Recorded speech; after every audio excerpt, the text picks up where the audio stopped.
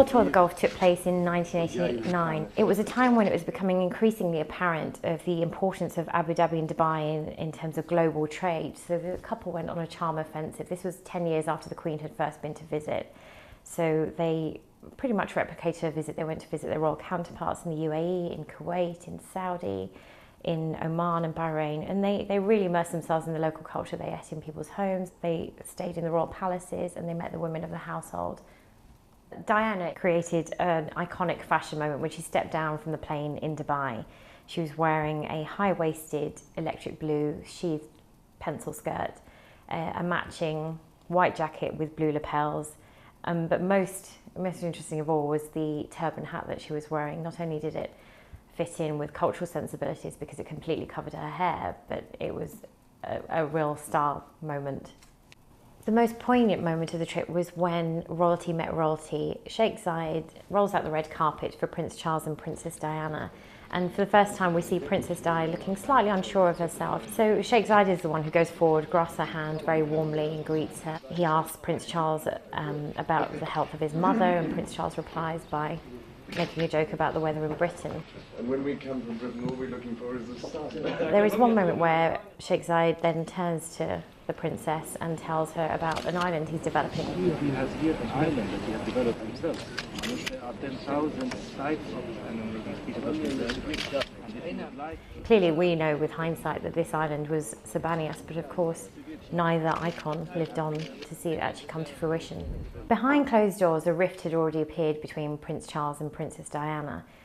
It later emerged that problems in the marriage started as far back as 1985, so 4 years before their actual visit to the UAE.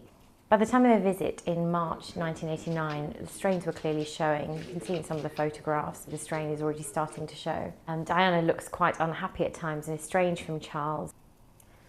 Despite her inner turmoil and the obvious problems in her marriage, Diana was a consummate performer. She was always great at putting a brave face on it, by showing her compassion, by wearing her heart on her sleeve.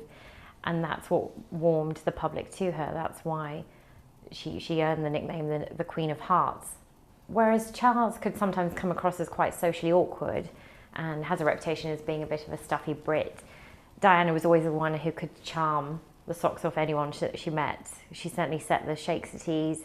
We also see her at the camel races, where she appears to be having a whale of a time with Sheikh Tahanoun and Sheikh Nahyan bin Mubarak. We see her laughing and joking with Sheikh Mohammed at a reception at the British consulate in Dubai. One of the most charming moments of the visit was when Princess Diana and Prince Charles were welcomed into Sheikh Zayed's private majlis. This is the majlis that had the iconic blue and white embroidery. We see it in a lot of the older pictures of Sheikh Zayed in the early days of the UAE. Completely by coincidence, Diana happened to be wearing a blue and white floral shara kameez that completely matched her surroundings. She looks totally at ease, and she looks completely awestruck and overwhelmed by the hospitality she's shown.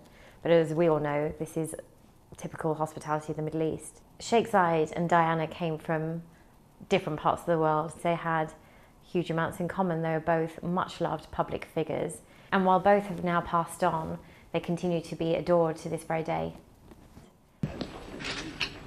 Oh, very well. With my parents,